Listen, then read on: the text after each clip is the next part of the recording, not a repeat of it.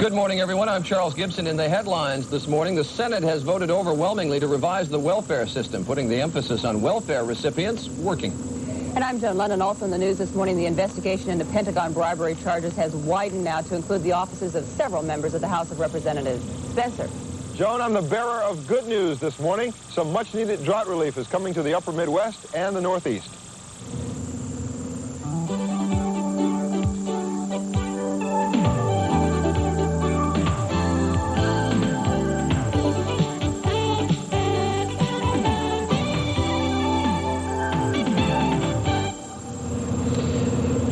And welcome, everyone, to Baltimore, Maryland, or as the natives call it here, Baltimore.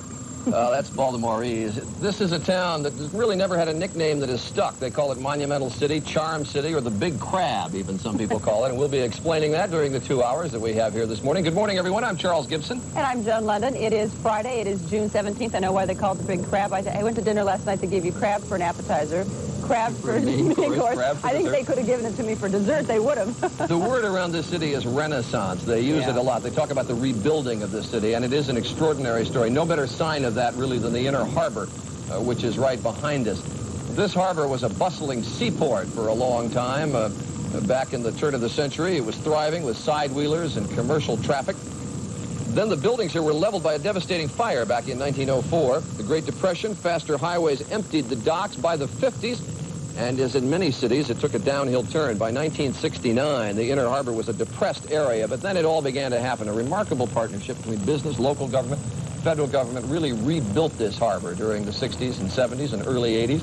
And now 21 million visitors come here every year, of which we are only 2. That's right. And, of course, there's a lot more to the city than the Inner Harbor. As beautiful as it is, this is really a city of neighborhoods. There are a lot of them. Nobody can really agree exactly how many, but I think 200 is a pretty safe guess. And we are going to be taking a look at the unique charm of all these neighborhoods and also the people who make Baltimore. From the Arabers, we'll explain that, to the Orioles, and, of course, to the screen painters and the doo-wop singers. There's some good doo-wop singers here. And we'll find out why Hollywood has really fallen in love with this city as well. And then some breaking news, of course. Senator John Warner will be with us on the FBI investigation of fraud and bribery on the part of defense contractors. Right now, though, it's time for the news. We'll go to Karen Stone in Washington. Karen, good morning. Good morning, Joan. Good morning, everyone. The Senate has approved the most dramatic overhaul of the nation's welfare program since it was enacted 53 years ago. The Senate voted 93-3 last night in favor of the bill, which would stress education, job training, and work programs. It is aimed at breaking the dependency cycle of long-term welfare recipients. On Capitol Hill, the measure is being hailed as a milestone. We are now, in effect, saying to everybody in America except the very old, the frail elderly, and the very young, that we will provide you with the opportunity to pay all of those bills and to provide all of those needs through an income maintenance system. The House has already approved more expensive welfare reform legislation. The two bills now go to a House-Senate Conference Committee where lawmakers will try to hammer out a compromise. Attorney General Edwin Meese says he expects indictments within 1 to 3 months in a nationwide investigation of corruption in the defense industry. Meanwhile, sources say the probe includes the offices of several members of Congress. The allegations of fraud and bribery involve some of the nation's largest defense contractors. Dennis Trout has the latest. While on Capitol Hill for a briefing, the chief prosecutor in the case said it's far from over. Sources say more than 100 grand jury subpoenas have gone out during the past few days as officials try to learn more about the scandal. The biggest name to surface so far, former Assistant Navy Secretary Melvin Paisley, once an important figure in Navy purchasing.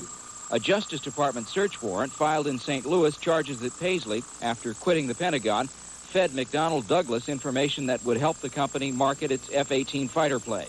Defense Secretary Frank Carlucci has a new task force looking into the problem. The important thing to bear in mind is that this is an investigation of individuals and not of the system. Attorney General Edwin Meese was summoned to the White House to report on the case to the president. We explained to him that there were a number of contractors involved, a certain number of people involved at the Pentagon, that search warrants had been served yesterday successfully in a number of cities. Law enforcement sources say by the time the inquiry is completed, they expect dozens of indictments. Dennis Trout, ABC News, Washington. It looks more likely the Iran-Contra trials will take place. Yesterday, Judge Gerhard Gesell rejected claims that the defendants' rights had been violated and refused to dismiss the case.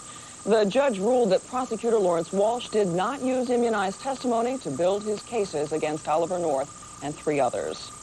A judge in Vermont has sentenced Geraldine Ferraro's son to 4 months in jail and fined him $1,500 for selling cocaine to an undercover police officer. John Zaccaro, accompanied yesterday by his mother, also was ordered to perform 300 hours of community service. Ferraro said the family will appeal. And former Arizona Governor Evan Mecham, forced out of office in April, is basking in the glow of a legal victory. Yesterday, Mecham and his brother were acquitted of charges that they concealed a campaign loan. Tom Shale has details. The charges against former Arizona Governor Evan Mecham and his brother Willard, his campaign treasurer, involved fraud and perjury in the filing of financial disclosure statements on the 1986 campaign. Do find defendant Evan Mecham not guilty of count 6. The prosecution failed to prove that the Mechams had the intent to lie when they failed to disclose the source of a $350,000 loan for the campaign. Prosecutor Barnett Lotstein was philosophical about the verdict. Life in Arizona has been kind of consumed with Evan Mecham. Maybe it's time now to go on and put this all behind us. Governor Mecham was removed from office last April 4th when the Arizona Senate found him guilty of impeachment charges that he misused state funds and interfered with another criminal investigation. After court yesterday, the former governor was relieved. Mecham said he will discuss the trial and his future plans at the news conference in Phoenix this morning. Tom Shell, ABC News. GE is making another major acquisition. Stephen Ogg has details in this morning's economics report. Good morning. The big continue getting bigger. General Electric, the nation's 6th biggest industrial company with $39 billion in sales last year, has just bought the chemical business of BorgWarner for more than $2.3 billion in cash. The business would add to General Electric's already huge plastics operation, giving GE a stronger presence in the Far East. Over the past 4 years, GE has spent about $9 billion in cash on acquisitions. And Texaco in a joint venture with Saudi Arabia. The Saudis getting $800 million worth of Texaco assets, including 3 big refineries, 1,450 company-owned service stations, and a distribution network serving another 10,000 stations carrying the Texaco brand. The company says it will get $2 billion in cash and savings. And speaking of Texaco, the fight between Texaco management and takeover specialist Carl Icahn goes down to the wire today. Both sides start counting the votes at Texaco's annual meeting in Tulsa, Oklahoma. Deciding a winner may take several days. On Wall Street, markets reopened following a sell-off yesterday. The Dow fell about 37 points as traders worried about interest rates. Finally, Marriott, the big hotel chain, buying a chain of retirement communities across the country. This at the same time the company's developing 2 of its own and already operating yet another. All part of a move into what for Marriott is a new business. Still, when you're in the hotel business, having more rooms can add up to something sweet. The economy this morning. Thank you, Stephen. Now checking the foreign currency markets in London against yesterday's closings in New York. A strong day for the dollar. It is up against the Japanese yen and the West German mark. The dollar is also up against the French franc and the British pound. The morning gold fixing in London is down 20 cents an ounce from yesterday's close in New York. And finally, it may sound unbelievable, but the Coast Guard reports that 5 Costa Rican fishermen have been rescued after being adrift in the Pacific Ocean for 5 months. The men were found Wednesday aboard their 30-foot boat about 700 miles off the coast of Honolulu. They said they survived by drinking rainwater and eating fish and turtles. And Joan, that's our news at the top of the hour. Boy, what a story. Thank you, Karen. Right now it is 8 minutes after 7, and just up the street from us a ways is Spencer Christian at a very different place, but a beautiful place called Mount Vernon Place. Good morning, Spencer. Good morning, Joan. You're right. This is not only a beautiful but a historic place in Baltimore, and I'll tell you more about it in a moment. But first, let's take a look at today's weather. It's going to be a pretty decent day. We'll start with a look at the jet stream here, which still has a rather flat flow heat wave returning to the western part of the nation. It's going to be a little stormy in the southeast, cooling off in the northeast. Now, the outlook shows that there is a cold front pushing towards the Atlantic coast and the Gulf Coast, and that's good news. It's going to trigger some much-needed rainfall up in the northeast. Scattered showers and thunder showers going southward along the frontal system. There's a large area of rainfall over the upper Midwest moving out of the northern plains today and into the upper Mississippi Valley. That's going to bring some much-needed drought relief. Out west, partly to mostly sunny day. There will be monsoon storms developing over the Rockies in the afternoon hours, and that, again, will bring some drought relief. But still, heat wave is rekindling out west. Highs will be generally in the 90s and hundreds. That's a look at the national weather picture, and here's a look at the weather where you are. Mike and Doug say partly cloudy and hot today, mostly fair tonight. No mention of rain in the forecast. Highs today creeping into the mid-90s. Lows tonight near 70. Wind southeasterly near 10 miles per hour. Right now it's clear and it's 70. All right, here's one of the main reasons that Baltimore is called the Monumental City. Behind me here is the original Washington Monument. This is the real thing. It's the first official monument built to honor George Washington in this nation. It predates the other Washington Monument by some 50 years. This is 178 feet tall, 225 steps from bottom to top. When it was first being constructed, residents in the area were afraid it might fall on their houses. So the parks were constructed around the monument. Now, if it falls, no one gets hurt. We'll be back to tell you more about Baltimore and about the weather in the next half hour. Charlie? All right, thanks very much, Spencer. It's now 10 minutes after the hour. The FBI's major investigation into those fraud and bribery schemes that may have involved billions of dollars of Pentagon contracts is going on. Many Pentagon officials had their phones tapped legally, current officials and past Pentagon officials, and a number of major defense contractors have been implicated. I talked to Senator John Warner of Virginia about it this morning, asked him how widespread is the investigation and how widely does the Justice Department think the fraud and bribery may have extended. Charlie, I've been briefed by the United States attorney in charge of it, to some extent Judge Sessions, and also the top FBI officials. It is the biggest case in the history of the Department of Defense. It's widespread, pervasive throughout. But before we leap to judgment, let's remember that this case started with an honest contractor coming to the Naval Investigative Service and starting this investigation. And also, Charlie, bear in mind that there are literally tens of thousands of people, government employees, contractors, consultants, who daily go about this business in an honest, straightforward, patriotic way.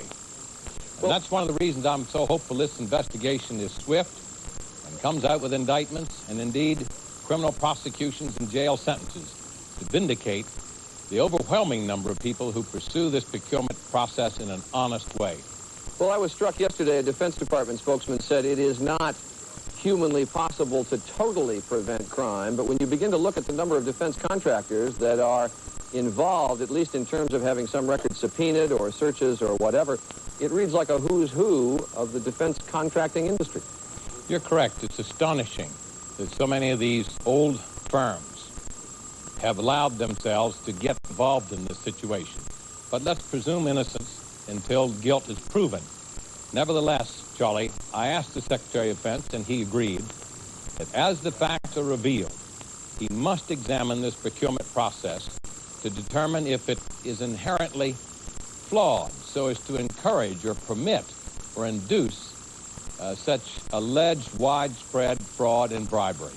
You have very properly cautioned about being quick to leap to judgment, and I guess really that's my question. We went through the questions about whether or not there was spying with the Marine Guards at the Soviet embassy, and there turned out there to be a lot less than was first thought. In this instance, does the FBI, does the Justice Department think their evidence is very hard of widespread fraud and bribery?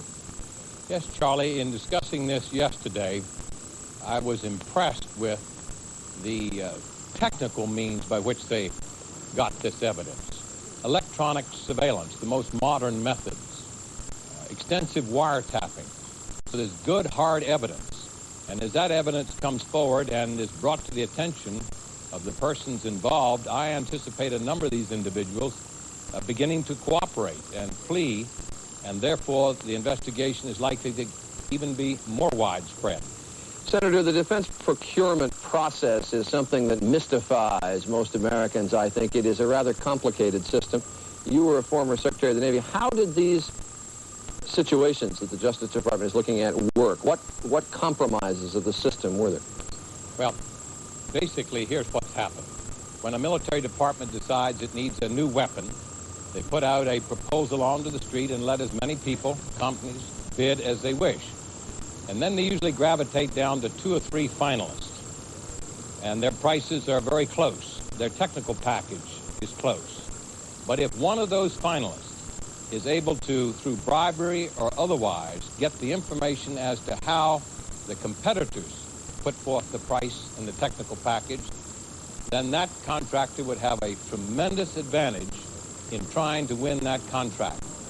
And it's in that area, what we call the best and final process, where it appears that most of this fraud and greed and kickbacks occurred. You're talking about, you're talking about sensitive information getting That's out correct. to defense contractors. Any possibility that classified information is given out here? It seems in some instances the greed was so pervasive that they even let classified information out. See, it's the government's responsibility to protect the information submitted by the bidders so that the other bidders cannot get it. And that's where the problem is alleged to have occurred, the feeding to certain contractors of information contained in the technical packages and the pricing structure of other contractors. Senator John Warner, thank you for being with us this morning. Nice to have you here. And we'll be right back.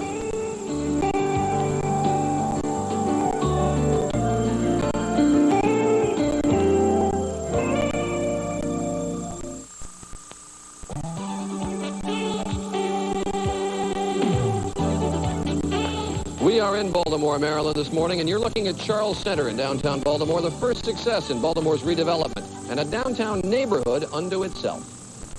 Most big cities have their share of differing social classes and racial and ethnic groups, but Baltimore is really incredibly diverse, and that is very much reflected in the small, close-knit neighborhoods, and there are over 200 of them.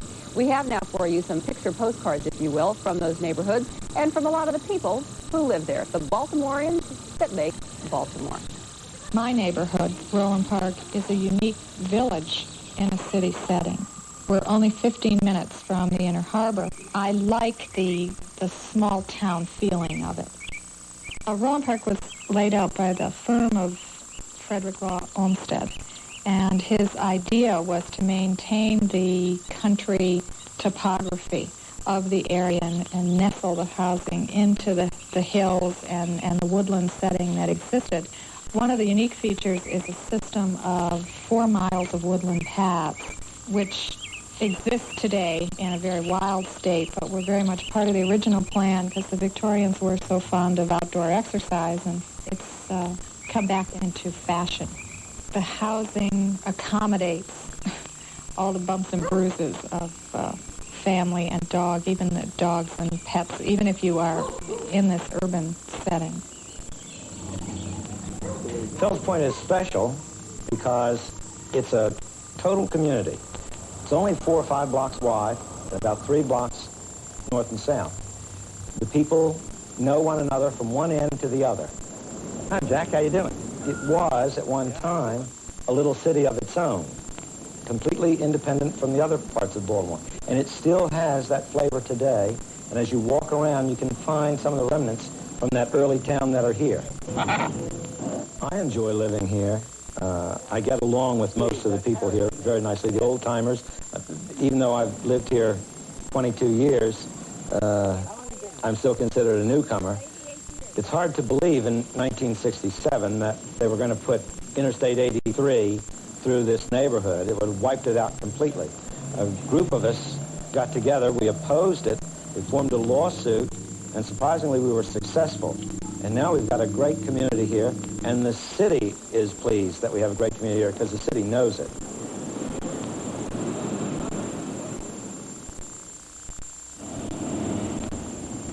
Edna Gardens Lakeside is unique because it has the stadium, Memorial Stadium, as an anchor. Much of what's happened in terms of our development has been around the stadium. The stadium was the original site of the quarry from which most of the brick and the construction work of the building of the new houses actually occurred. And the community has a variety of housing types.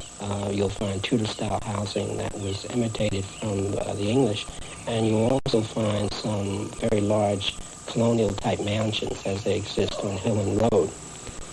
We feel that's somewhat unique to the city because there's a suburban flavor within the city.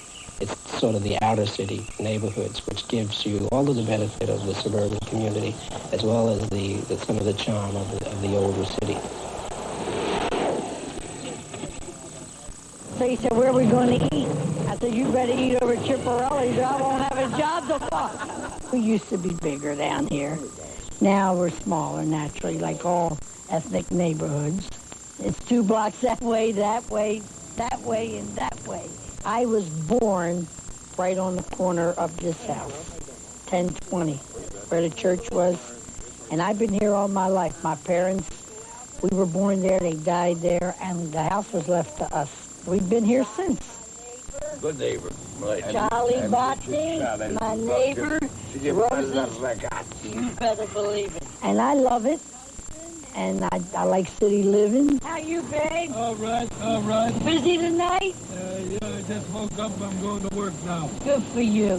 The few that are left down here, we are very close-knit, and we do get along, and we all work together. That's the amazing part. This is worse than Peyton's place. Everything, you know everybody's business. And thanks to those nice folks who live here. Coming up in our next half hour, Orioles All-Stars, Frank Robinson and Brooks Robinson.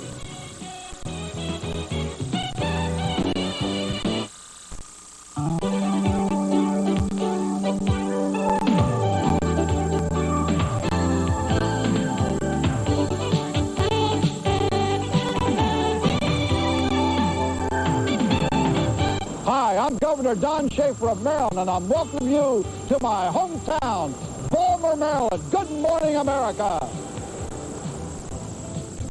An aerial view of the star-shaped landmark that is Fort McHenry, where the rocket's red glare inspired Francis Scott Key to write what would one day become our national anthem. And good morning, everyone. I'm Joan London. And I'm Charles Gibson. It is now Friday, June, 17th? Fort McHenry actually is just over Federal Hill from where we're sitting here on the Inner Harbor in Baltimore. I was surprised. I didn't realize that the Star-Spangled Banner wasn't the national anthem until 1931. That's right. And right out here, absolutely, right out here it all happened. Okay. And we're sitting on the Inner Harbor here in Baltimore, which in a way reminds me a little bit of Stockholm, Sweden, in the sense that this whole city is just built right around this water, and it's beautiful. Yeah. All right, coming up this morning, we're going to take a look at what makes Baltimore, Baltimore. We're talking bucket brigades and beehive hairdos, old-time peddlers, and some polka places. And, of course, couldn't come to Baltimore unless we could talk a little bit about the Orioles. The birds, they call them here, or the O's. For a while, the O's was the number of wins that they had.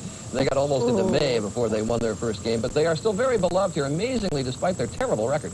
Their attendance is up over last year. This town very proud of the Orioles. We're going to have two great Orioles stars, Frank Robinson and Brooks Robinson, the two Robbies, and they're going to be with us in this half hour. Right now, we go to Washington. The news there. Bill Greenwood standing by. Bill, good morning.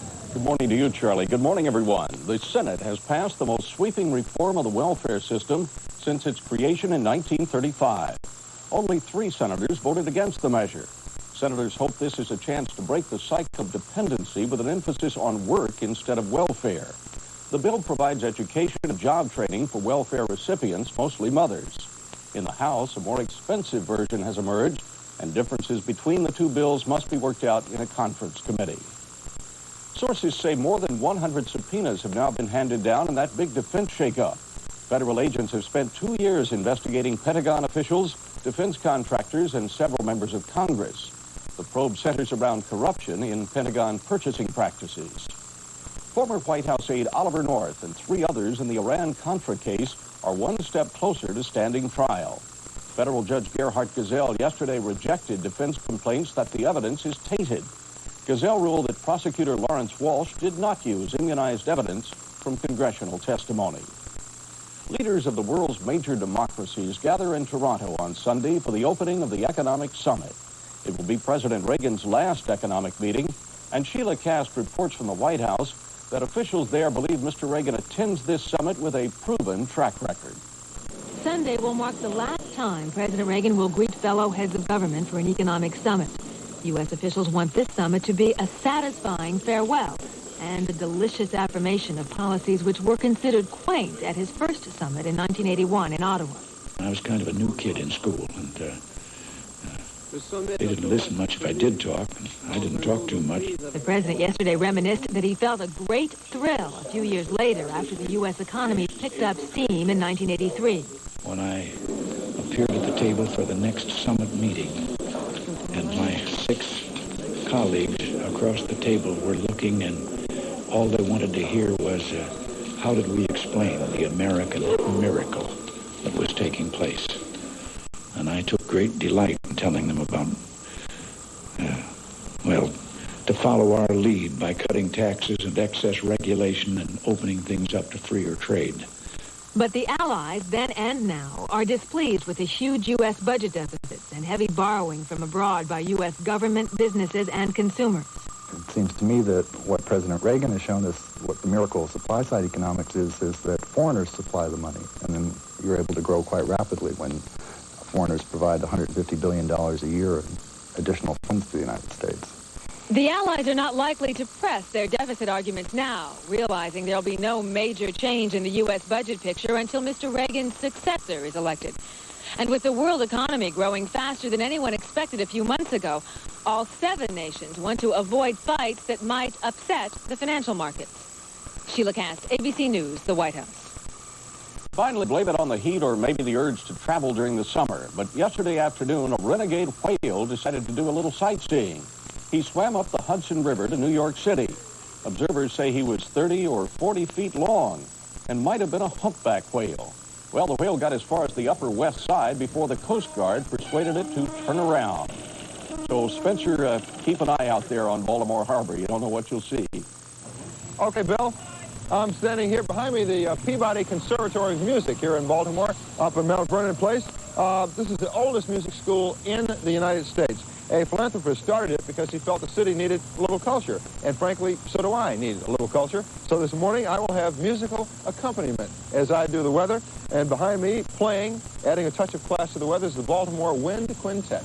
Take it away as we do the weather. Let's start with a look at today's high temperatures. It's going to be a hot, scorching day out in the western part of the nation. Heat wave returns. Highs will be generally in the 90s and 100s all over the Rocky Mountain area and pushing eastward into the plains. Highs reaching over 100 degrees all the way up in eastern Montana today. It's cooling off a little bit in the east, though. That's good news. Highs generally in the 70s in the northeast, 80s in the Ohio Valley and down into the Appalachians. The outlook calls for a cold front pushing slowly towards the Atlantic coast and the Gulf Coast. It's going to trigger some much-needed rainfall all along those coastal areas. Nice and cool behind the front. A large area of substantial rainfall is moving into the upper Mississippi Valley today. Yesterday, some much-needed rain fell over portions of South Dakota. 4 to 6 inches of rainfall received there. So some drought relief will be brought to that region. Then there'll be some widely scattered showers developing with monsoon storms over the Rockies today. That's a look at the national weather picture, and here's a look at the weather where you are.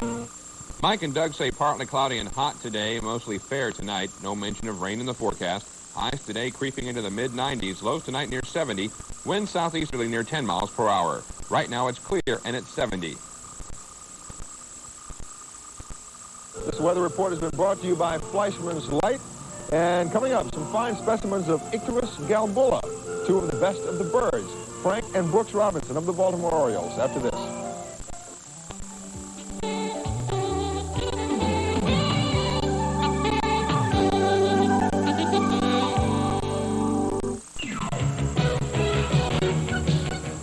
You've got to look at what some Baltimore residents are calling Baltimore's Boot Hill this year, Memorial Stadium, home of the Orioles. And some of the local fans are calling them the Zeros this year, but they call them that with affection because there is something endearing about futility. And it is extraordinary that despite the fact the Orioles have a record that is, well, bad, I guess, the attendance this year at Orioles games actually up over last year. Time was the Orioles were the class of baseball, led by a couple of guys named Robbie, a nickname from the last name they share. Brooks Robinson, maybe as good a fielder at third base as ever played the game. And he is now the team announcer. And Frank Robinson, superstar outfielder, most valuable player, and now a man of consummate patience as he manages the Orioles. They both join us this morning, and it's great to have you two here. Nice to be here. Thank you. It is extraordinary. I mentioned the attendance question, Brooks. It really is surprising that despite the fact the Orioles probably will lose more than 100 games this year, or could well, attendance is up over last year. What is it about this town? Well, the fact is we're the only game in town. I mean, the football team left a few years ago, but it's just the fact that the fans love the game of baseball, and this was primarily a football town early. The Colts won the World Championships back in 58 and 59, and since then it has become a baseball town, and the fans are going to come to the ballpark to see the game more than anything else right now. Yeah, it was extraordinary. You come back from a road trip, Frank, you draw 25,000 last night. 1-1, too. So I've got to get into the plug there. But it is extraordinary. They really stick with you, good or bad times. They've been outstanding, and the support that they've given us has been just great, and it's helped us. over the tough times, and we're still not out of the woods yet, but it's been amazing the way the fans have supported us. Is it part of it what Brooks mentioned? You lost the football team in this town. They lost the basketball team. They went to Washington. Is there a fear about losing the Orioles in this town? I think there was a fear, certainly, but now they're going to have a new ballpark downtown. They have a long-term lease, so I think that's past now. All gone and done? I think so. The fans, also we've been very successful franchise over the years, Charlie, as you said a little earlier. And the fans just fell in love with us. I know we had trouble throwing 1 million people when we were playing, but a few years ago in the 70s or whatever, the fans just started turning out. Which brings you to the point of this town is not used in baseball to losing. I mean, it is such a shock that the Orioles, which were considered to be such a model organization, are all of a sudden in deep, deep trouble. I think what the fans, we're finally honest with the fans and say, hey, we are in trouble. The organization's in trouble, the Major League team's in trouble. We're going to have to rebuild, starting with the farm system and right on up through the Major League ball club. How do you motivate a ball player when he knows basically the team's not going to win the pennant as early as May 1st? I think personal pride and his performance on the field, and also having pride in the uniform that he has on. And also that you're not always, in this game, you don't always play for one ball club. There are 25 other ball clubs in this baseball, and they look at ball players, especially when times are like this. What are they made of? How do they perform? How do they go about their job? Brooks, you go around announcing, so you meet the other announcers, meet the other teams. You getting teased this year? Oh, I'm getting teased something awful. You would not believe. I mean, it was like a World Series when we were losing all those ball games early in the year. I mean, we had more sports writers and fans at several ballparks, and I really have to. Frank was just unbelievable. He's been unbelievable since he took over the ball club. We've had a tough time, but things are going to turn around. Well, I kept saying to people, I keep getting teased down the air when you were going through those 21 losses, Frank, and I kept saying, listen, this is a ball club that deals in superlatives. I mean, the whole country's talking about a last-place ball club. How often does that happen to your team? Right. I feel sorry for you, Charlie. I really do. No.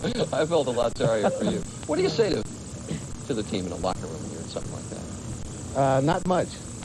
Really, there's not much to say. The thing about, I asked them to go out and play hard for me. They played hard. They tried. We knew why we were winning. We knew that. And there's nothing I can really say. I talk with individuals more than the team itself. Yeah. Well, he said something to him one night. I mean, he blew high sky over Kansas City. There was one very, Kansas City got 9 runs in the first couple of innings? First inning. First inning, yes. And you had some sharp words at that point. That was the first ball game and the only ball game, really, since I've been the manager of the ball club. I thought the ball club quit. They just accepted losing. And I wanted them to know right away that I wasn't going to allow that, and I didn't think that they should do that. Frank Robinson, Brooks Robinson, great treat to have you here. Nice to see you. Thanks for coming. Got something for you, though, John. Oh, you got something for me. Yeah, you can suffer in style. All right. Hey, that's great. That's great. Suffer in style. That's great. That's marvelous. I love it. Win a few, and I'll maybe wear it a lot. Frank Robinson, Brooks again. Thanks very much. Okay. It's now 43 minutes after the hour. We'll be back.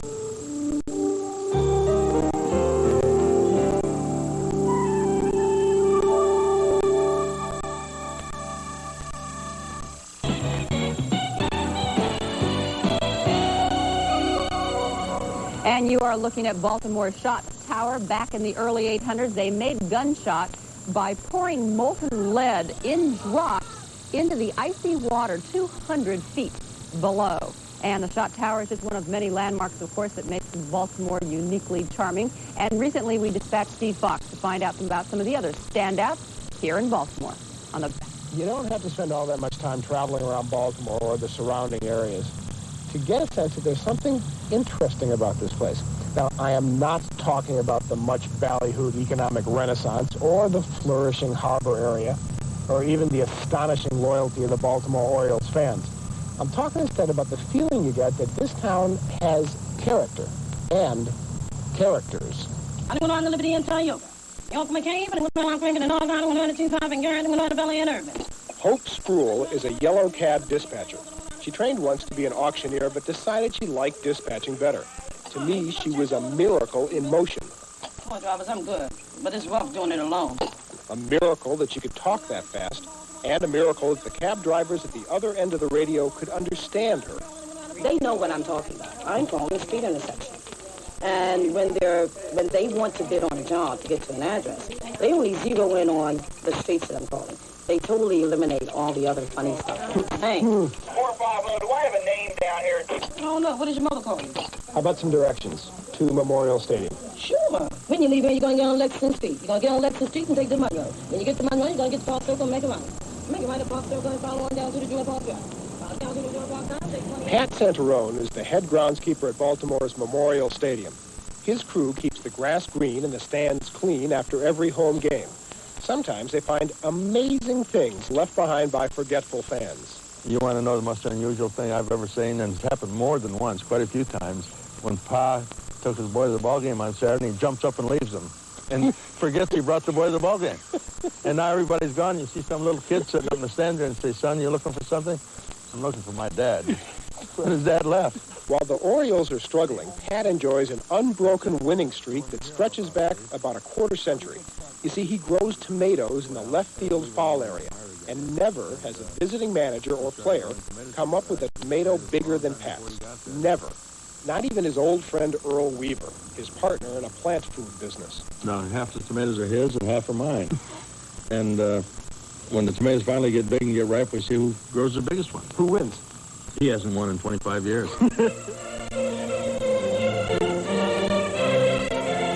The Maryland Hunt Country is the home of horses, breeders, and fanciers, including ABC's own Jim McKay. When he's not broadcasting the Olympics or covering a race somewhere, Jim spends time at his 45-acre farm watching his thoroughbreds grow and his family enjoy them. Last year, the Maryland Million Race was won by a McKay horse, Sean's Ferrari. Jim called it the thrill of a lifetime. Along the inside, here comes Sean's Ferrari. They race down the wire to the finish. Do you do this as a hobby, or is this a business for you? Well, it is a business. It has to be, Steve, because, you know, building a barn like this and fences and keeping these horses is a great expense, a tremendous expense. So if you don't sell horses or if you don't win races or have a combination of the two, people like us, we'd be out of this business in no time at all. So you can't just do it for the love of it, you're saying? You can if you want to, but you'd better be a billionaire. Blobbs Park is a local institution started more than half a century ago by German immigrant Max Blob.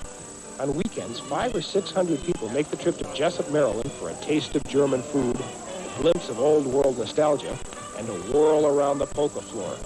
Take a look at these folks, the Junior National Polka Champions. Oh, I love this place. I love Germany. And this reminds you of Germany? Oh yes, definitely. Can I try sauerkraut? Sure. Oh. That is a sauerkraut. It is great. 2-5 in Maryland, one round, down one bottom, two one round, either in Valley, one round, Federal one gang. Federal one gang. And when you've done all you're able, take your cab back to the stable, and that's it. We're out of here. And she is great. Thank you, Steve. Coming up next, only in Baltimore, right after this.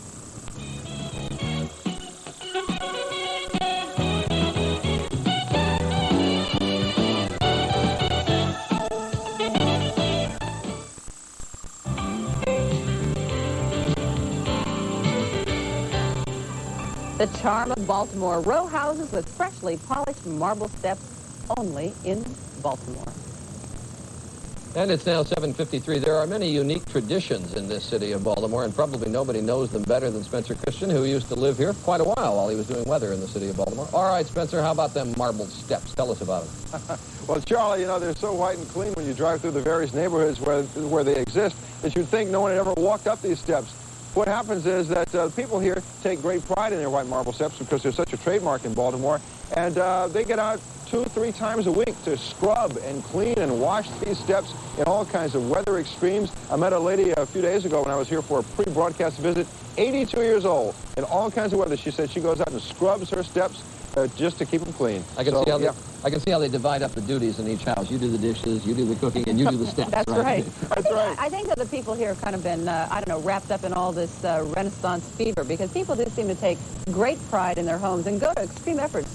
Yeah, people do take great pride in their homes here, not just in keeping their marble steps clean, but there's an old Baltimore tradition called screen painting here, where people have the screens on their doors and their windows painted by screen painters or screen paint artists. This is a very old tradition here, and they paint pastoral scenes, skyline scenes, animals, whatever they decide they want on their screens in vivid colors, and there's some very, very artistic work being done on these screens. When there's paint on the outside, can you see through them?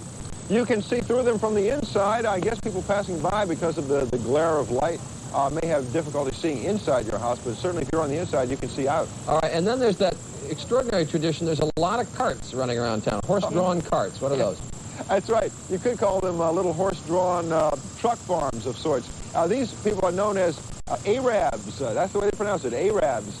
And what they do is they sell fresh fruit and vegetables on the streets of Baltimore. It's, again, a very, very old tradition. At one time, there were as many as 25 horse stables around the city of Baltimore that provided horses for the fruit and vegetable Arabbers.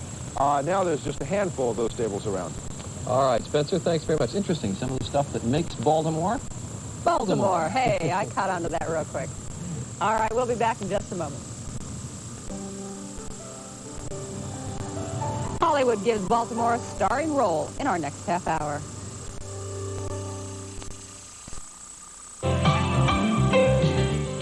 Good Morning America is brought to you by General Foods Corporation. Satisfying your family is what we're all about.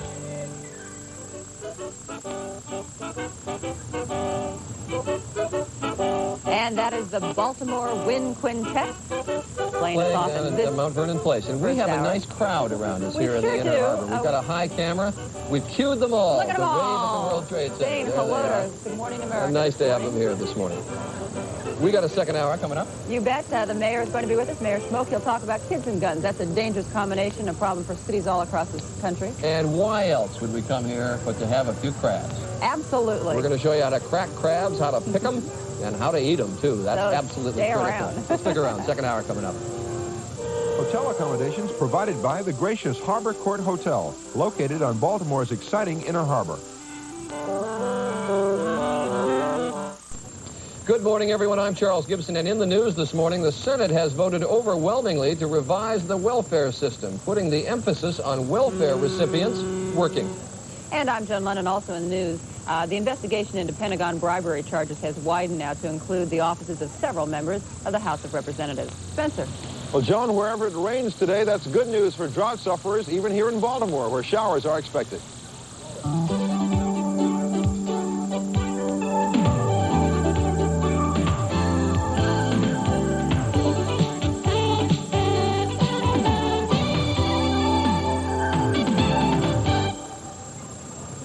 And good morning again, everyone, from Baltimore. You are looking at the star attraction of one of the star tourist attractions here in Baltimore.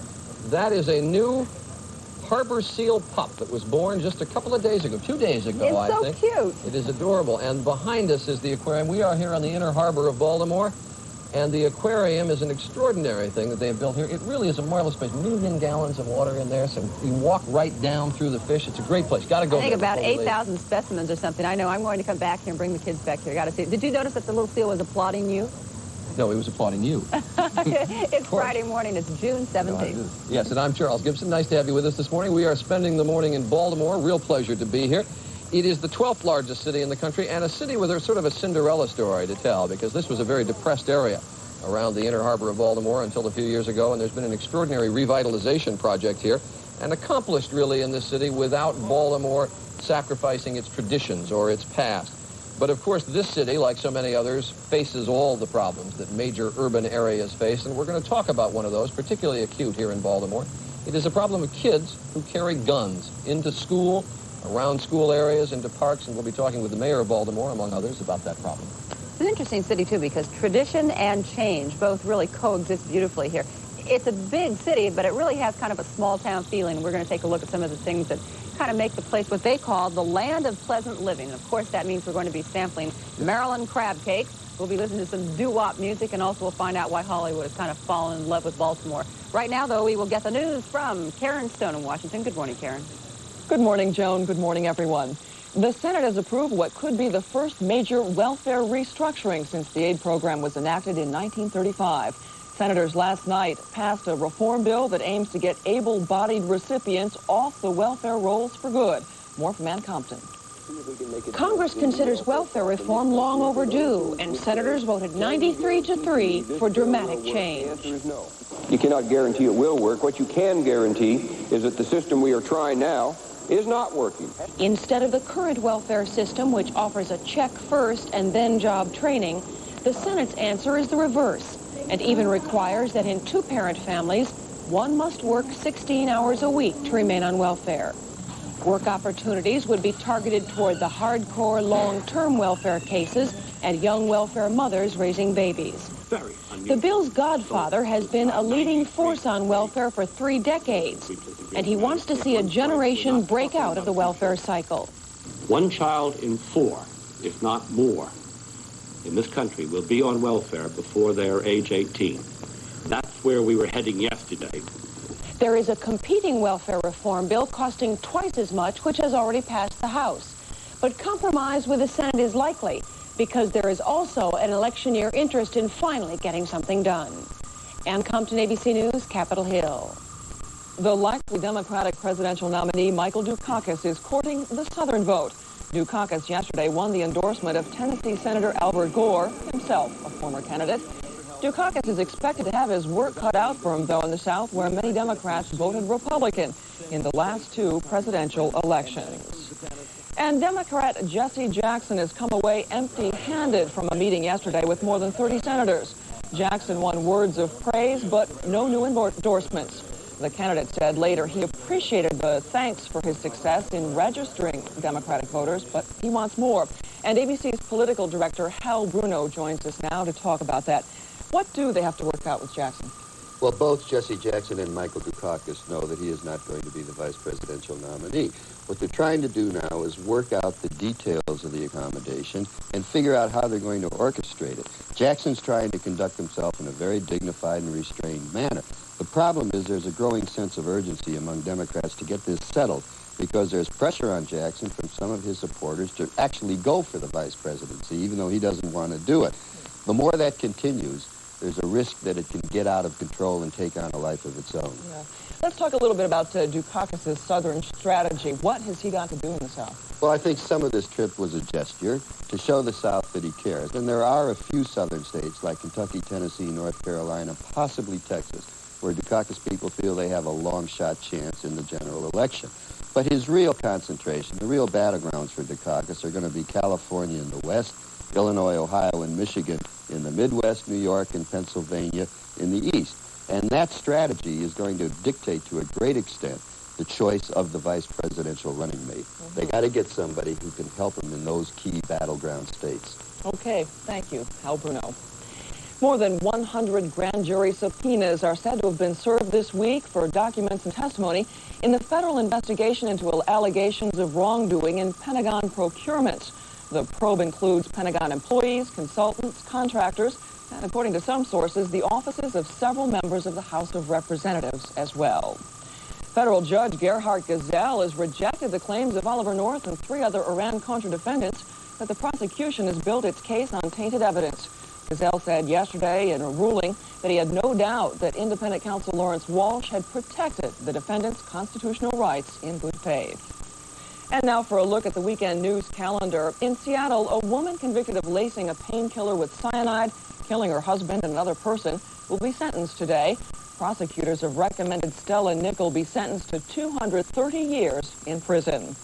Tomorrow, thousands of bikers from across the country are expected to rumble into Milwaukee to mark the 85th anniversary of Harley-Davidson and also to raise money for muscular dystrophy.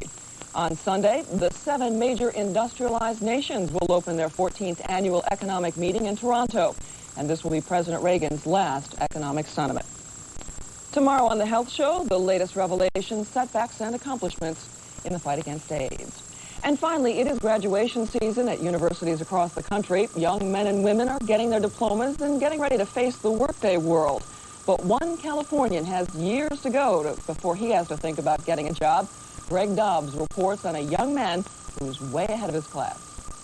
Graduating seniors this past week at the University of California at Santa Cruz could claim a new high, more to the point perhaps a new low.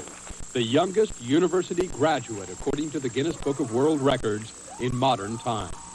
I took elementary algebra Adrian Eastwood DeMello is just 11. Calculus 1, Calculus 2, Calculus 3, Calculus 4, and differential equations, vector calculus. Adrian's father says he knew the boy was smart when at the age of 6.5 weeks he said the word hello and was reading by the age of 2. And by 6 years could work out in his head in about 20 seconds problems like 170 cubed equals 4,913,000. Now, after majoring here in mathematical computations, Adrian's into computers, which his professor believes may help explain how he advanced so far so fast. There is some magic that goes on between kids of a certain age and computers. What's your final goal? This discovery of the creation of the universe.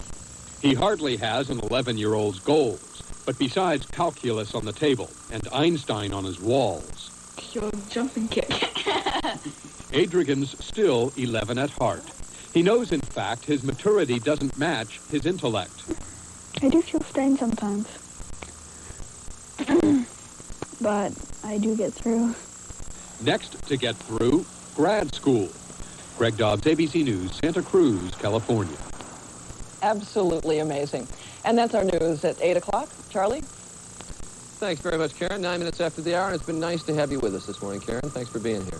We're going out now to Mount Vernon Place again. Spencer Christian there, another one of his weather duets. Spencer, you're on. That is correct, Charlie, a weather duet with a man who knows Baltimore weather better than anybody I know, Bob Turk, the weatherman at our affiliate here in Baltimore, WJZ. Bob and I were competitors when I worked here. You were down the hill, I was up the hill. That's right. You chased me out of town. That's right. Look where you ended up. That's not so bad. Back in Baltimore. Let's take a look at today's weather. What do you All right, think? here along the East Coast, a frontal system across the region last night, a couple of showers and thunderstorms, and that front will continue to move off to the south and east. May cause some much-needed rain in the Carolinas, where it's been super dry.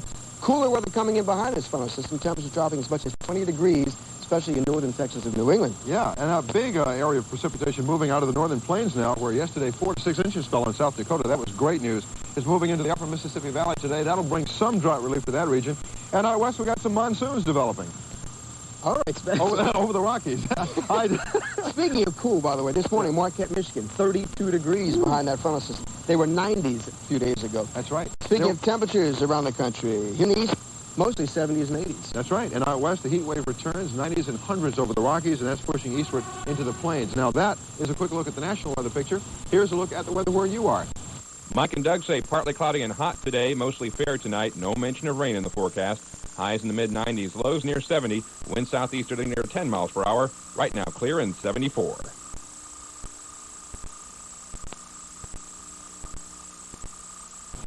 Actually, this is more than a weather duet. It's a weather trio, right? That's right, because Morgan, come here. This is your Bob TV brought debut here. his weather assistant in today. Can you see him right there? Morgan, smile to the folks. Is Morgan a golden retriever? Has 4 weather dogs. 4? This is just one of them. 4 weather mutts. That's why you're always hounding people with the weather, right? Right. This may give you a clue as to what today's weather is going to be like in Baltimore, right, Could be Bob? a few showers here. Just a few. We need them, though. No. Bob, it's great to see you again. Thank you. Good working with you instead of against you. Okay. Charlie, we'll have more weather in the next half hour. All right, thanks, Spencer. You can't tell those two guys know each other, right? It is now 11 minutes after the hour. We'll be back talking about a big city problem here in Baltimore and elsewhere, kids with guns. That right after this.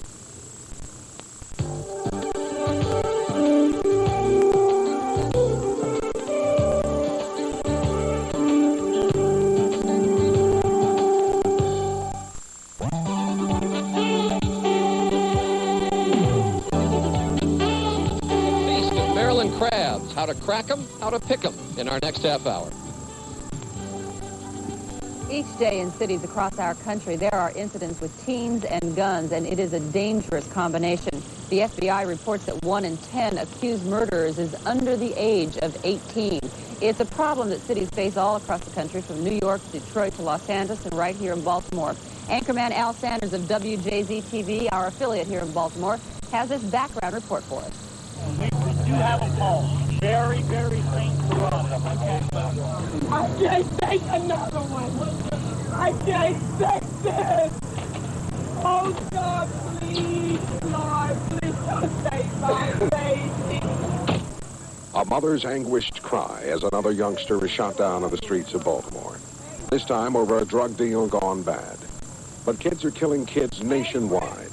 In 1986, 2,500 young people under age 18 were murdered.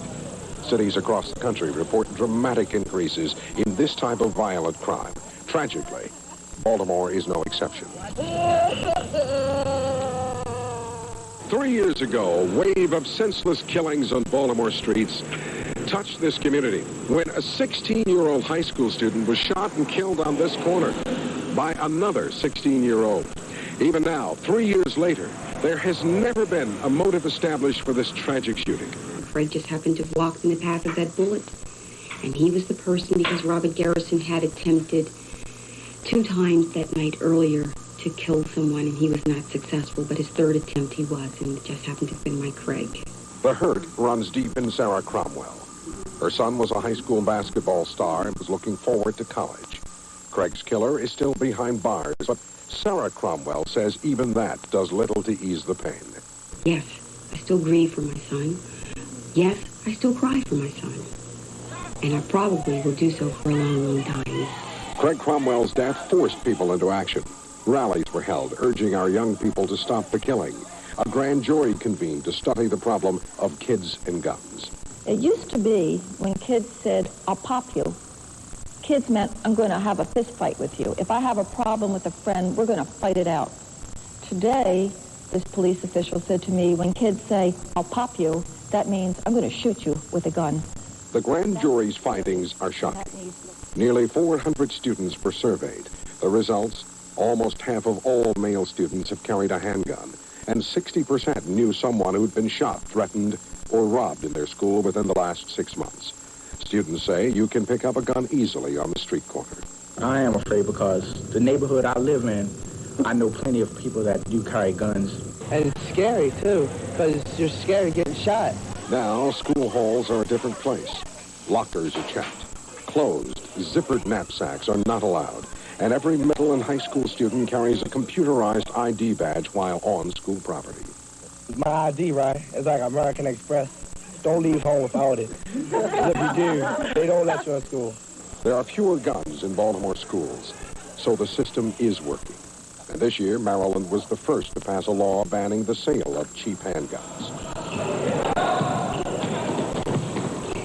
And on a more personal level, perhaps the basketball league formed in Craig Cromwell's memory could also keep some kids off the street.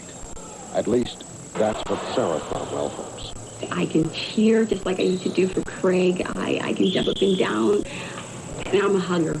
So I can give them all hugs. I can't hug my own son anymore, but I can hug them. This is Al Sanders reporting for Good Morning America. And we thank Al Sanders. And joining us now, the mayor of Baltimore, Mayor Kurt Schmoke, and also Larry Bergen, who is the chief of security for the Baltimore City Schools. And it's nice for both of you to join us to talk about a problem that faces, of course, many cities. Things are much better, though, here. If you look at the statistics, 4 years ago, 122 incidents, only 45 last year. What's been the key to your success, and are you happy with the progress? Well, we're happy with the progress, but obviously having one handgun in the schools is unacceptable. But what we've done is we've been able to work with Chief Bergen and the teachers, and we've gotten the students involved. That has been really the key. I was the prosecutor at the time when some of our terrible incidents occurred, and I went to all the middle schools. Larry and some others went to the high schools and got the students involved and basically changed the attitude in saying it's not cool to carry these weapons. We're going to tell, we're going to inform, and then all these other things that you saw with the badges and the searches, all those things kept the pressure on so that the statistics have gone down dramatically inside the schools. We still have a problem out on the streets of our city, though, and we won't deny that. I guess changing attitudes is always one of the toughest parts of the job. How much resistance did you get, not just from students, but even from parents when you put in these tighter security measures? We got very little resistance, actually. It seemed that in many cases there was a sense of relief, a great willingness to cooperate. Part of our effort was to try to impress upon the young people in the schools that they are the victims, that they need to be concerned and to cooperate, and I think we've been somewhat successful. You have not gone as far as putting in metal detectors, and as they have in some of the schools I saw in Detroit when I was there recently.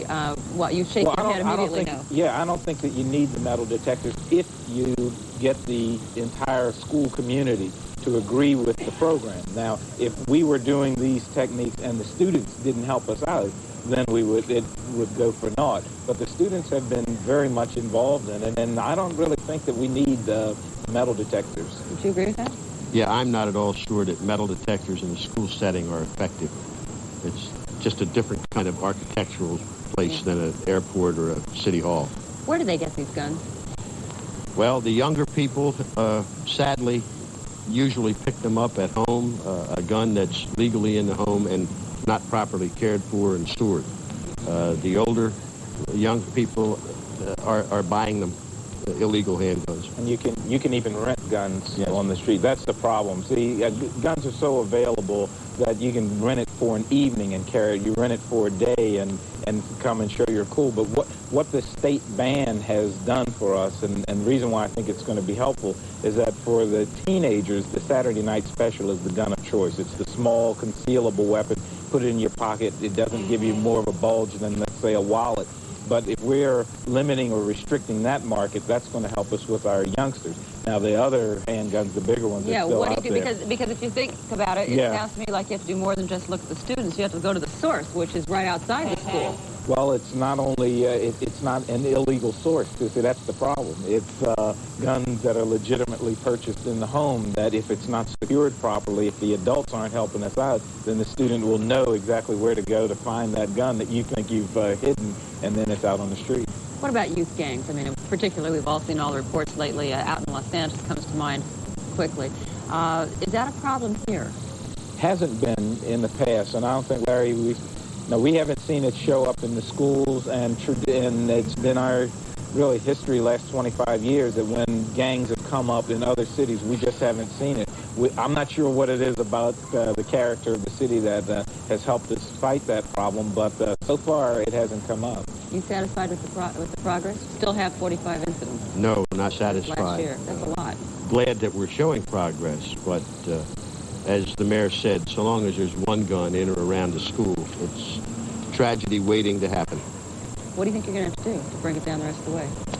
All the things that we're doing and continuing. One of the things that you're known for is that you talked about the idea of decriminalizing the use of drugs. Right. I think that some parents would say, wait a minute, doesn't that just let students feel like they can go, it's okay to go ahead and experiment? Absolutely, and I'll tell you why. Is that right now, under the way we're treating narcotics, selling drugs is a viable employment option for our children. We have people out here because of the money involved in that. Yeah. Young people are involved in selling it. These gangs have been created as little distribution networks for drugs, and then you have young enforcers. Those are the ones carrying the guns in order to help this drug trade. My view is that if you take the profit out of it, destroy that market for it, then you eliminate this employment option for our young people. You can control it then somewhat. I think we ought to debate it and try. Debate it and try. Mayor Schmuck, thank you so much. You. Mr. Bergen, thank you. And we'll be back. Stay with us.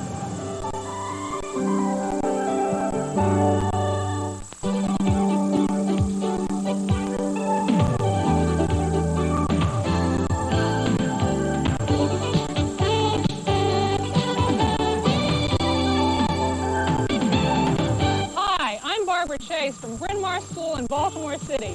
Some of our students are here to welcome you to the great city of Baltimore and to say...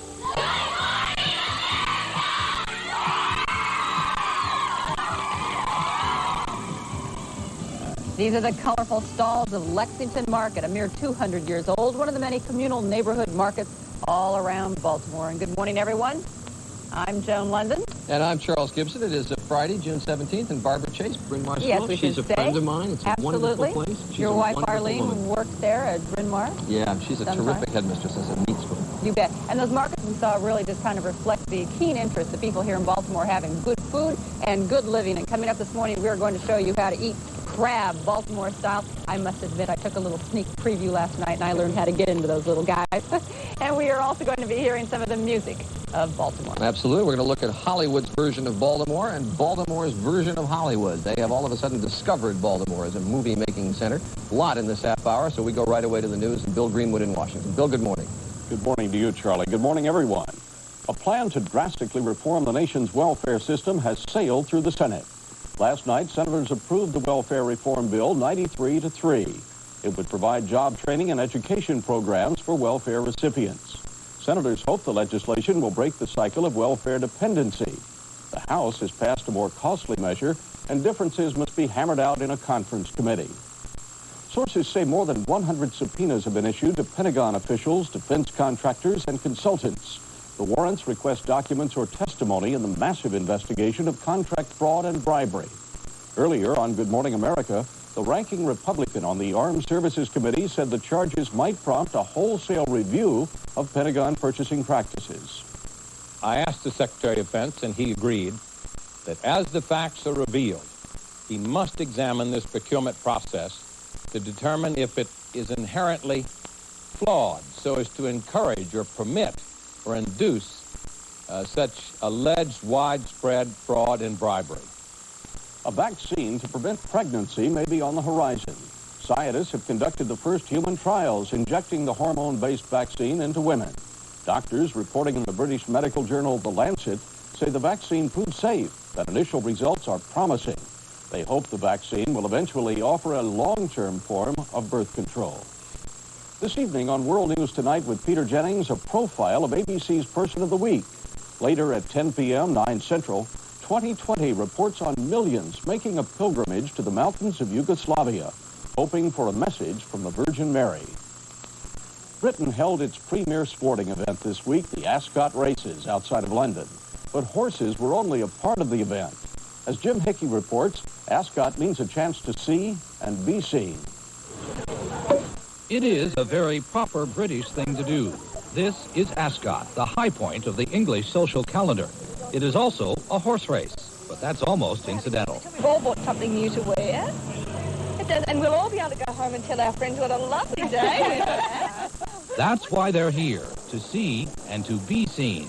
The fashion, the extravagant hats, the colorful dresses, the morning suits, all the picture of sophistication and style. And leading the way, the royal family, very much a part of the traditional scene. In fact, it used to be Ascot was the exclusive playground for British aristocracy. Not anymore. Money is deciding a lot of who goes where and does what. I would say there is not very much class in this paddock, not in the way that there was maybe 30 or 40 years ago.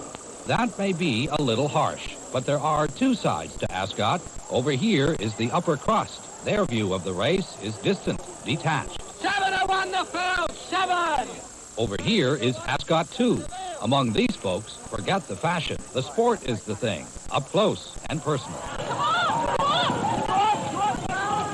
Not interested in the fashion at all. We just come for the racing, for the horses. Maybe he has a point. For all the frills and finery, for all the social climbing, Ascot is, after all, just a horse race. Jim Hickey, ABC News, London. He's right there. That's the news. Now here's the weather with Spencer Christian. Spencer? Okay, Bill, one final in-depth view of the nation's weather from Baltimore. Starting with today's highs, we're projecting another heat wave developing out west over the Rockies. Highs will soar well into the 90s and over 100 in many locations as far north as Montana. That heat is spreading eastward into the plains, but it's going to be a relatively cool day in the northeastern quadrant of the nation, where highs will reach only into the 70s and 80s. The outlook calls for sunny skies over much of the western half of the nation, although skies will cloud up a bit by afternoon over the Rockies as monsoon storms develop out there. A heavier, more concentrated rainfall will move out of the northern plains and into the upper Mississippi Valley today, and that's good news. It'll bring some drought relief to farmers in that region. And a cold front lying along the Atlantic coast and curving southwestward along the Gulf Coast is going to trigger widely scattered showers and thunder showers. Some of them could be heavy at times, particularly in the North Atlantic area, and that again will bring some much-needed drought relief. That's a look at the national weather picture, and here's a look at the weather where you are. Mike and Doug say partly cloudy and hot today, mostly fair tonight. No mention of rain in the forecast. Highs in the mid-90s, lows near 70. Wind southeasterly near 10 miles per hour. Right now clear and 74.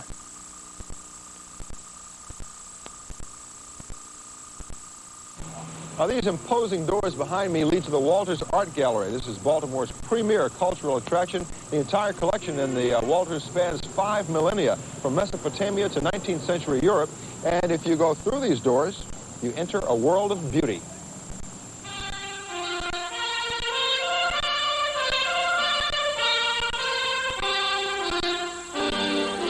The Sculpture Gallery dazzles with triumphs of the Renaissance. Here are paintings of the late Gothic and early Renaissance. pass on to view the Walters Raphael in this gallery. And in the Gold Room, a visit to the Baroque period. The Walters has recently reopened after a 3-year, $6 million renovation. It gives us a fresh look at our glorious past. Today's weather was brought to you by Wishbone, and coming up in just a moment, all about the movies that carry a Made in Baltimore label.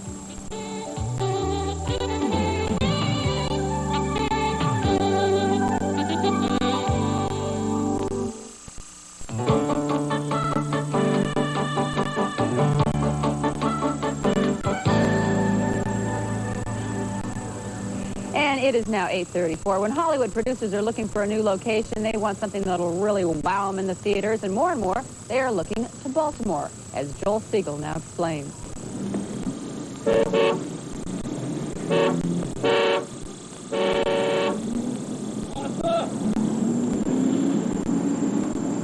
When Hollywood needed a gritty courthouse for Al Pacino to work out of and Justice for All, they came here to Baltimore.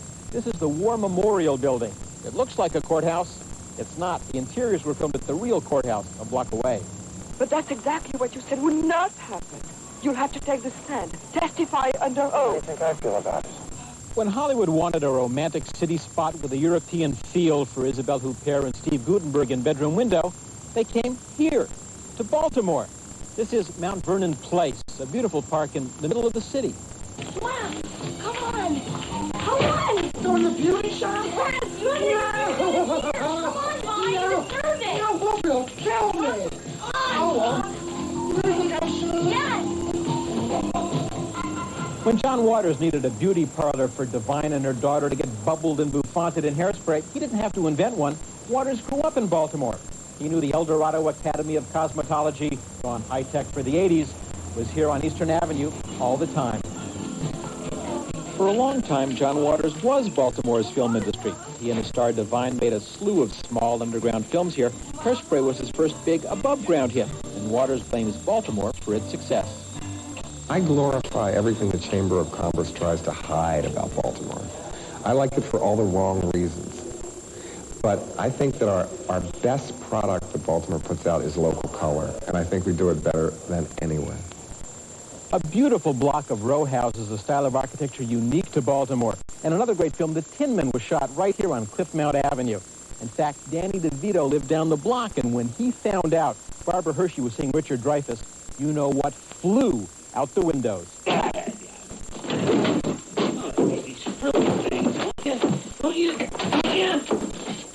Barry Levinson, another Baltimore native, wrote and directed Tin Man.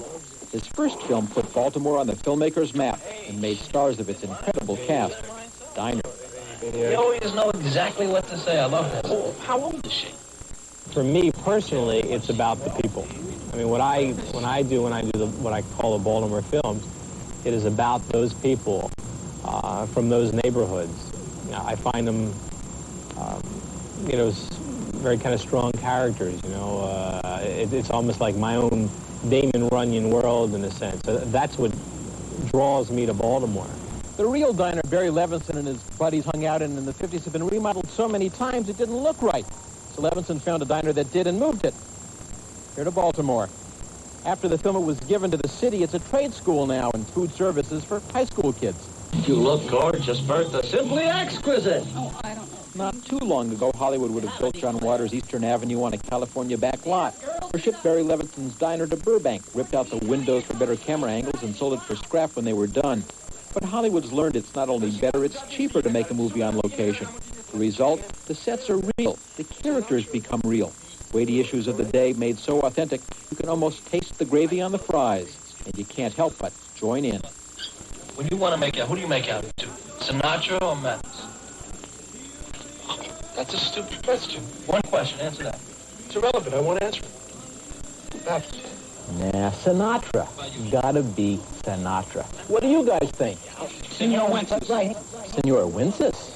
Senor Wences. He's good. He's the best. I mean, that's good comment. The guys from Tin Men. That was shot in booth 9. This is booth 6.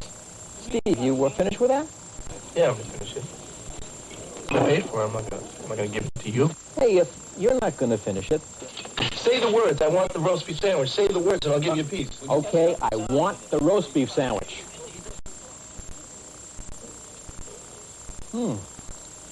Friendly people in Baltimore. Pretty good roast beef, too. All right, thank you, Joel. Acapella at the Apollo, a Baltimore group aims for the stars. Right after this, stay with us. And I'm lost in love.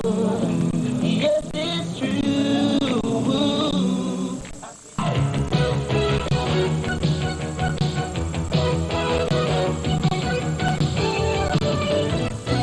And you are looking at Pier 6, where summer music concerts are held here in Baltimore's Inner Harbor. The season actually opens tonight, and it's now 9:15. Baltimore, of course, is a very musical city. The Peabody Conservatory is here, one of the fine music schools in this country. But there is also good music of the streets in this city, and the sounds are great. These young men are called The Final Chapter. It's a Baltimore-bred group who began singing on the streets, collecting quarters for their songs. Now they've got a shot at the top prize at the Apollo Theater in New York. In August, the final competition may take them, or may make them actually, the Apollo's Amateurs of the Year. Tony Coates, Alonzo Coates, Anthony Coates, and Paris Alexander make up the group. And with me is Thelma Coates, who is mother of 3 of these young fellas in the final chapter, and I guess sort of the inspiration of this group, right? I believe I am. Yeah? Now listen, there's Tony Coates, there's Alonzo Coates, Anthony Coates. How did Paris get in the group? How'd you let him in? Paris was a friend of theirs. We met about 8, 9 years ago. You were a singer when you were young? Well, I wanted to be. Yeah. All right. And I felt as though I could sing a little bit, but I never had the chance. And then you started having boys. I had boys. And you got them singing. How young? Well, before they could even talk real good, they seemed like they were trying to sing. They were humming before talking, humming, right? Yeah. And I used to play a lot of old records. Yeah. Oldies but goodies I like them, like Billie Holiday and Right. Sarah Vaughan. Those were my idols, you know. And then suddenly you heard them singing on the streets one day, right? Yeah, but at first I thought there was a fight or something going on the corner. I looked out the window and I saw this crowd, so naturally I runs out. When I go down the steps, I hear this harmony and singing. So I go across. There they were. How old were they then? Oh, I guess they couldn't have been no more than 11, 12, 13 years old at the time. You got them singing in a group. Yeah, well, they singing on the streets, and now all of a sudden they may go big time. Well, I hope they do. We've got, what are they going to sing for us? Whistle. Whistle? Mm-hmm. All right, guys, song is Whistle. You're on.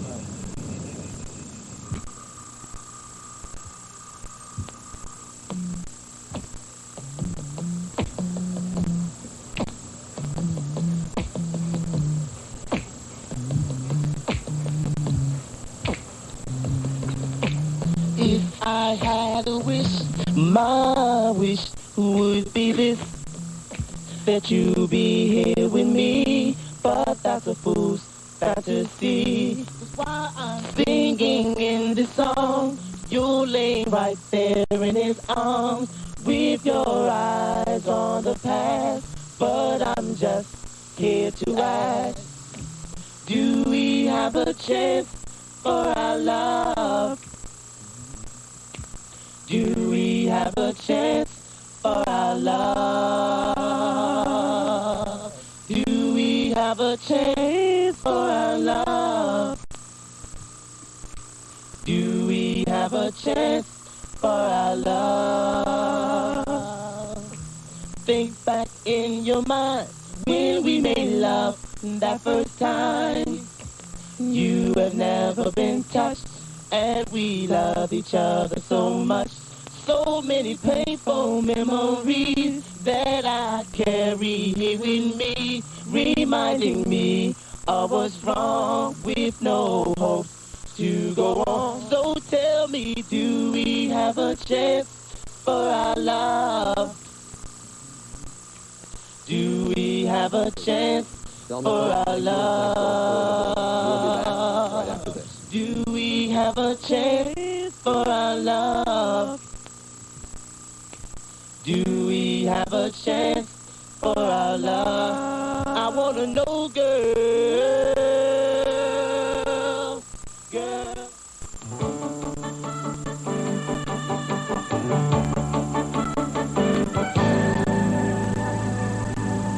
And it's now 9 minutes before the hour, coming up on 8 minutes before the hour of 9 o'clock. And they say you really haven't visited Baltimore unless you have eaten steamed crabs. But if you've ever worked with crabs, you know that the hard part is getting to that good meat that is inside, cracking them and then picking them.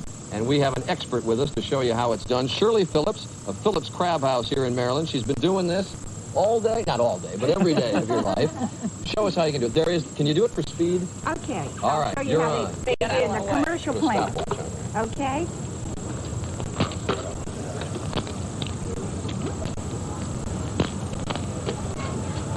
This is how it's done in the And plant. look at this. Commercial. Her fingers never leave her hand while she's doing I this. want to know how many times you cut yourself. Oh, it's easy to do that. Oh, look at that. You got to do that already. That is amazing. That is incredible because it is so... I didn't do it quite that fast, Charlie, last night. Oh, did you get, you got the hard shell crabs? You got the... Yeah, last night. And Not only is it's really she doing fun. it quickly, but she's getting about 3 times more meat than most people do. That's right. That's right. We got the bib. All right, now we're on Here the we go. claw. Here we go. Wow. All right. Okay. An old claw cracker. Okay, there we go. Dabble there.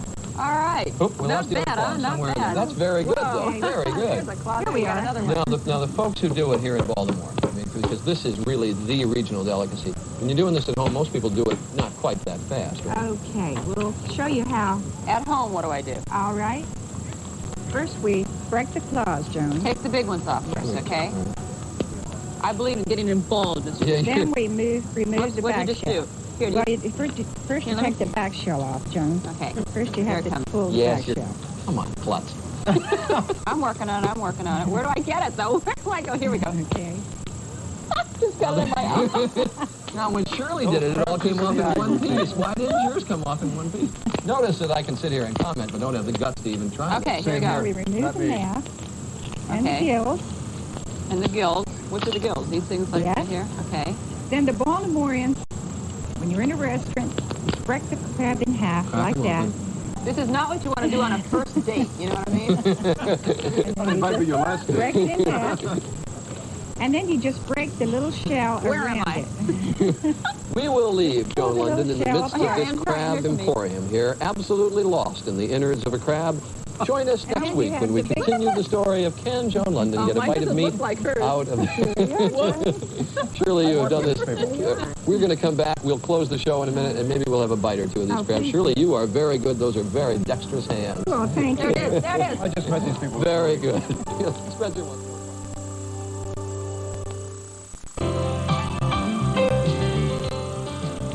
Good Morning America is brought to you by Weight Watchers Entrees. This is living. Now, Karen Stone has a look at the stories making news this morning. Karen? Thank you, Joan. The Senate has approved the most dramatic restructuring of the welfare system in 53 years. The measure would focus on job training and work programs for welfare recipients. A similar version has been passed in the House. More than 100 subpoenas have been handed down in a far-reaching probe of the defense industry. Sources say the investigation of fraud and bribery includes the offices of several House members. The Commerce Department reports this morning new housing constructions dropped a surprising 12.2% in May. And on Sunday, the 7 major industrialized nations open their 14th annual economic meeting in Toronto. This will be President Reagan's last economic summit. And now for a look at weather, we go to Spencer Christian. Spencer? Okay, Karen, time for our weather wrap-up, and here's what's going on around the nation. Heat wave returns to the western part of the country. Highs will be in the 90s and 100s out over the Rockies and Plains, and there's going to be some drought relief in the upper Mississippi Valley and along the Atlantic coast as rainfall will hit those areas. And that's a quick look at the weather. Charlie and Joan? And we want to thank all the folks here in Baltimore and certainly all the folks at WJZ-TV behind the cameras and in the studios that have made all this possible. Remember, it's Father's Day on Sunday, so if you haven't gotten those cards and gifts, go on out there. Fathers are wonderful people, need to be appreciated. Next You week, bet. lots of good guests. You'll want to be here. Shirley Phillips, thank you very much. The crab meat, not bad. Enjoy being on the show. All right. Nice Thanks meeting so you. much. Fastest hands in the East. Have a great, great weekend. Take care. We'll see you Monday.